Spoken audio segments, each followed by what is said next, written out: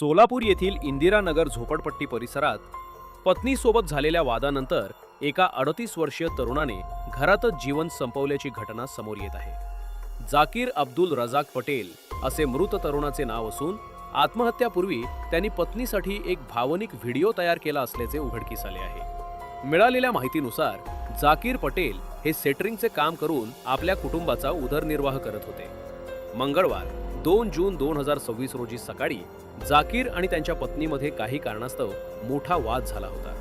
या वादातून आलेल्या नैराश्यातून त्यांनी सायंकाळी आनंदनगर भाग 1 मधील राहत्या घरात जीवन संपवले. विशेष म्हणजे हे टोकाचे पाऊल उचलण्यापूर्वी त्यांनी पत्नीसाठी सुमारे 6 मिनिटे 24 सेकंदांचा एक व्हिडिओ रेकॉर्ड केला होता. रात्री 8:30च्या सुमारास ही घटना नातेवाईकांच्या निदर्शनास आली. त्यांनी जाकीर यांना तातडीने खाली उतरवून शासकीय रुग्णालयात दाखल केले, परंतु उपचारापूर्वीच डॉक्टरांनी त्यांना मृत घोषित केले. सोलापूर पोलीस या प्रकरणाचा पुढील तपास करत आहेत.